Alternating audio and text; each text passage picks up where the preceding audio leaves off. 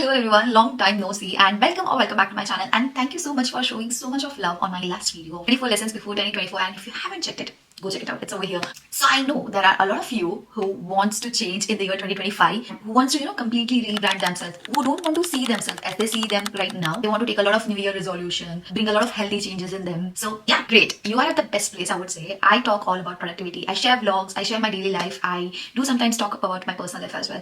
But I keep on motivating you. And if that's something that you want in your life, to look at someone who gives you positivity, and feel free to subscribe me. Let's talk about daily dose of motivation of today. So if you are willing to change in the year 2025, may I ask you, why are you waiting till 2025? Like, why? You know that you're going to do something for good, but why can't you do it today? Why can't you do it tomorrow? Why do you want to wait till 2025? We have literally 1.5 months remaining with us before 2025, and I see no point to wait till that time in order to change for good. Every minute counts. There is one of my physics teacher who used to say, whenever he used to say, that's just 10 minutes, sir, we can't do this. And he'll be like, don't ever say just 10 minutes. You have to always say 10 whole minutes. And that thing, that's stuck in my head. I cannot forget that statement of you should never say that you just have 10 minutes. You have 10 whole minutes. And the same logic applies over here. You should never say that you just have 1 month. You have 1 whole month. So this video revolves around this concept, and that is, we won't wait till 2025 in order to change. We will start our journey from today. We will start our journey from tomorrow. We'll do the best that we can do. First one is mindset shift. It is very much important to rebrand yourself. You need to rebrand yourself in your head. You need to completely erase what you were. There are tiny little things that matters. You need to know that how much mindset shift is important and how much it is important to say positive about yourself. Let's suppose there are two people who are trying to quit smoking, and when you offer cigarette to both of them, one of them says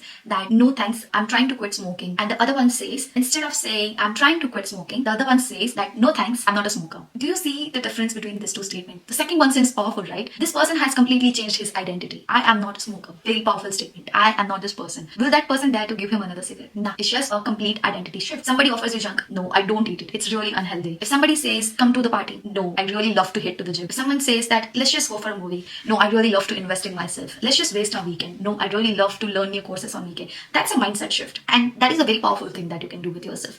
Say positive. Say stuff that you want to become, and just embody that thing in you and act as if you are already that person. And one more quote which I really love is, fake it until you make it. And I swear by this quote. You just feel that the other person behind the camera or in a corporate world, if you see him or her from far away, you must just think that how intelligent he or she is, or how hardworking he or she is. But trust me guys, half of the people are faking it until they are making it. Half of the people, they are literally trying to gather themselves as absolutely no harm in it, because they have cracked it that if you will let other people know that you are not this person, they will drag you. They will drag you in that well full of frogs, and they will make sure that you are in that well along with other frogs. So the idea of fake it until you make it is very important, so that other people don't drag you down when they are themselves down. Point number 2 is track your habit. Feel that the habits that you're going to pick is going to depend on your personality and on your goals. In this video, I'm going to be focusing on how you can achieve that goal. Whatever your goal is, how you can get there. Number 2 is track your habit. No matter what goal you have set. Maybe you have set a goal about your physical body. Maybe you have set a goal about earning more money. Maybe you have set a goal of increasing your followers. Maybe you have set a goal of learning new things, getting a job. Whatever is your goal, track it. Track it every day, track it every month, track it every week. See your progress. It is very much important to track stuff so that you don't forget about your goal. If you dream something big, it is very much important to track every small goal of it. Break your goal in a daily task, monthly task, weekly task. Make sure you are making a to-do list, ticking it off so that you have the clarity that you have took action for your goal. There are a lot of habit tracking apps where you can see how much screen time you have. Did you had enough water? What food did you had? Calories to count. Track whatever your goal is. So the idea is to not forget where we are going, to not forget your goal. By tracking your goal each and every day, you are going to get that dopamine rush. So it is really important, when you have not already got your goal, to keep going. You need that push, and you're going to get that push by that dopamine rush of tracking your habit. Number 3 is self-care. I have been stressing on self-care in all of my videos. Why do you think that I'm stressing enough on self-care? What can be the reason behind it? Well, there are so many reasons of why I always rave about self-care, but one major reason is, when you are doing really well in your personal life, you do really well in your professional life, you do really well in other aspects of your life. It's so much important to take care of yourself so that you can give your 100% in other areas of your life. It is so much important to take care of yourself so that when you're 40-year-old, you are not complaining of how your body is not working. When you're 50-year-old, you might not be in the bed because of some disease. When you're 60-year-old, you might not complain of how you paid attention to everyone in the world, but you did not pay attention to yourself. it is so much important to take care of yourself, not just physically, mentally as well. By doing meditation, by doing journaling, all those acts which you do is gonna bring so much peace in your life. Slowly and steadily, you're gonna enjoy that process. To do skincare, to eat healthy, to literally taking each and every step towards your better health. Stuff that I love to do self-care is I really love a good skincare. I really love to eat clean. I really love to focus on my physical health. I really love to plan weekends. Self-care can be fun as well. So I love to plan my weekends by doing some fun activity. I love dancing. So I might, pop dancing in my schedule somewhere or other. I will do something that is going to bring joy to me. So self-care is a package of everything and you need it in your life. Number 4, whatever is your goal in the year 2025, make sure your goal is to learn a new skill. Learning a new skill is very important. A skill that can pay you. If you're in a corporate world and you want to learn a new language, if you want to learn a new tool which you think it's going to boom in the next few years, learn it. If you want to learn video editing, learn it. If you want to learn Canva design, anything that you think can pay you, even if it cannot pay you, it just increases your brain muscle. It is also going to keep you going. I think learning a new skill is very important. Otherwise, life will be very boring and monotonous. So, in order to give yourself some motivation, in order to keep going, and in order to not make the life very monotonous from that work life to doing the same thing, same friends, same exercise, same everything is same.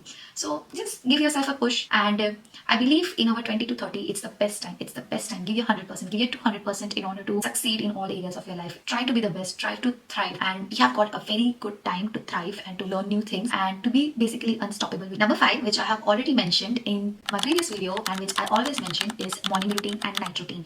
Build yourself a morning routine and build yourself a night routine. No matter what your morning routine is, how short or how big it is, but try to add a structure to your morning and try to add a structure to your night. Why morning routine is important? Let's suppose you have a morning routine with to-do list, journaling, meditation, yoga. You will set yourself up for the day in a very healthy tone. You will be very energized. You will be feeling like you're going to conquer the world. You get the dopamine rush, and with that you will get the energy to achieve rest of the things. And why night routine is important is because it's going to set you up for the day, and even when you will sleep, you will get good dreams and you're going to manifest good things in your dream. I'm a big believer in manifestation. So you're going to dream really good stuff and you're going to be up tomorrow with a very high note to perform your morning routine. So both night routine and morning routine are very important. Number 6 is try to add daily movement in your life. It can be by walking, it can be by running, it can be doing any form of exercise, it can be going for a sport, it can be just cleaning your room, running with a dog. It is going to make you feel very positive. Sometimes when you clean a room and you instantly feel very energized and positive and you feel like you're going to conquer the world, it's because you had a moment. Just imagine, sometimes you do a tiny little task and you get a push to do everything else. Why do you think so? It's because when you move, you are having a momentum, and that momentum gives you a push to do other things as well. So how powerful can be small little moments? Why we can't utilize it for our best? Next one is very, very important. Declutter and organize. We are entering into 2025. Declutter everything that you don't need. Declutter your wardrobe, declutter your electronic devices, declutter everything that you don't need in your life and that is some or the other way blocking a mental space. So declutter anything that you haven't worn in past 3 months and you have just been promising yourself that you're going to wear in some circumstances. Declutter it. If you have so many videos, photos, if you have a messy computer with a lot of folders, filled desktop, not really nice. It's not demure enough. It's not classy. So structure everything. Yes, make sure that you have everything in your folder. Next time you see it, you feel like working. And also, do clean your kitchen, home, anything that's unnecessary in your home, in your wardrobe, in your life, just declutter. Up next and last is journaling and self-talk. I have always dreamed of how big of a fan I am of journaling. I personally feel when I journal, when I'm thinking of some situation in my mind, I don't have enough ideas for that problem or for that situation. But when I write things down, I write literally everything. So let's suppose I have this situation, then I might write that so is my situation. If I will act like plan A, I'll end up over here. If I act like plan B, I'll end up over here. Plan A will have so and so pros and cons. Plan B will have so and so pros and cons.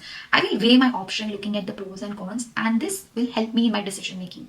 I feel when I journal, I literally bring my mind down in a paper. I feel so relieved, and this helps a lot with my overthinking, and I write things down to less of overthinking time and to declutter my brain and a lot of mental clarity of what I'm doing, why I'm doing. I stress a lot on journaling because I myself have seen a lot of changes, and I never emphasize enough if I personally don't feel that it has worked enough for me. Give it a fair chance by doing it multiple times and see how it works, how you feel relieved after writing things down. Last point, and it's a bonus point because I'm going to give you a hack. This hack revolves around habit. I've talked a lot about habits. So let's suppose you want to be physically active in your life, and that that is going to be a goal for next year, that I want to have a habit to be physically active. Go to the gym. For any habit, keep 3 levels. A will be high level, B will be moderate level, and C will be the lowest level. What do I mean by high level? High level will be a set of ideas which you can do when you are in your best of energy. When I'm feeling like I can conquer the world, that's when I'm gonna perform the set A activity, which are all the high level activity.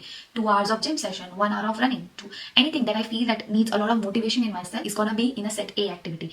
Today I'm feeling like conquering the world. I'm gonna hit the gym for 2 hours. Those are the activities that are gonna be in level A, high level. B level, the rate level. So activities that don't need a lot of motivation but still need a motivation. So the days when I am not feeling like conquering the world, but still I do feel like going to the gym, I do feel like doing something, those are the days when I'm gonna do maybe 3 reps of 10 shoulder press, 3 reps of something, 3 reps of something, or any schedule that works for me in a moderation level, which does not require the best of motivation out of me. And C, my favorite one, which is low level. Those are the activities that you're gonna do with lowest of efforts. Like you are feeling like doing absolutely nothing. Those are the days when you're gonna perform those activities. It can be, let's suppose I'm feeling like doing nothing and I love to do dance. So playing one YouTube song and dancing on it, or cleaning my room. It's sort of a movement, or just walking. So it can depend from person to person. But anything that requires zero motivation and I can do and I will also achieve my goal comes into the low level. Exercise is just an example. It can be done in any possible way. So you do you, be creative and think of this high level, moderate level and low level according to you in different areas, into different habits. What can you do for self-care? What can you do for physical activity? What can you do for studies maybe? For studies maybe you can, when you're not feeling like, you can see a YouTube video. So there are a lot of hacks that you can come up with and you can write it down so that you don't forget. Next time when you have 10 minutes free and you are scrolling through the phone, just go through that list. Can I do this? Yes, I can see a YouTube video. Can I walk around? Yes, I can walk around. Can I clean the room? Yes, I can. So this will give you a sort of lazy hacks and motivation to do stuff even when you are not feeling like. If you like this video and you want to change for better in the year 2025, along with me, feel free to follow me and subscribe my channel, and I'll see you soon in my next video. Till that time, take care, bye, see ya.